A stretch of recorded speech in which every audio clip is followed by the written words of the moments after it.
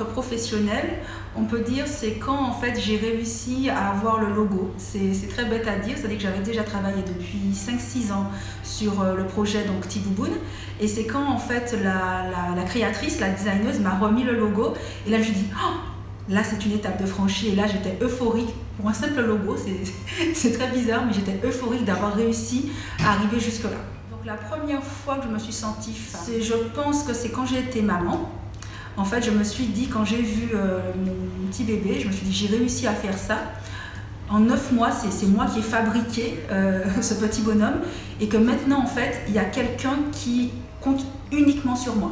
C'est-à-dire que tous les autres peuvent se passer de moi, tous les autres peuvent aller, enfin, peuvent juste passer dans ma vie, même si, bon, j'espère bien qu'ils ne font pas que passer. Mais lui, par contre, c'est un engagement à vie et je suis sa maman, sa confidente, son socle pour les 50-60 années à venir. Pour moi, Octobre Rose, c'est vraiment en fait la période de l'année où je me pose la question est-ce que je vais bien?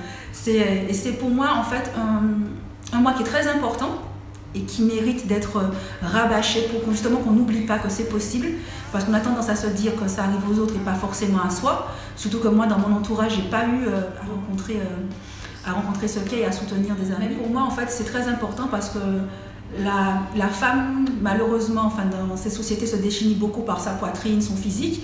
Et quand on est atteinte par un mal qui vous ronge de l'intérieur, sur cette partie qui fait la féminité pour beaucoup de personnes, bah, ça fait bizarre. Alors, l'expression créole que j'aime beaucoup, elle est un peu comment dire ça, sectaire pour les hommes, et c'est forme, c'est châtaigne, non, c'est fouillable.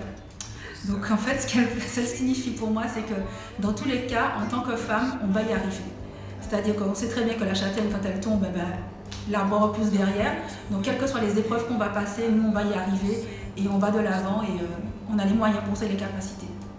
Nous, en tant que femmes noires, on a le devoir, entre guillemets, alors il ne faut pas se mettre trop la pression non plus, le devoir d'avancer et de montrer l'exemple aux générations futures. On est capable, nous sommes intelligentes, non seulement on peut être jolie, et intelligente. Et aux lectrices de Black-In, ce que je leur dis, c'est continuer, donc, parce que c'est une femme qui est derrière tout ça, donc il faut lui donner la force et aller de l'avant.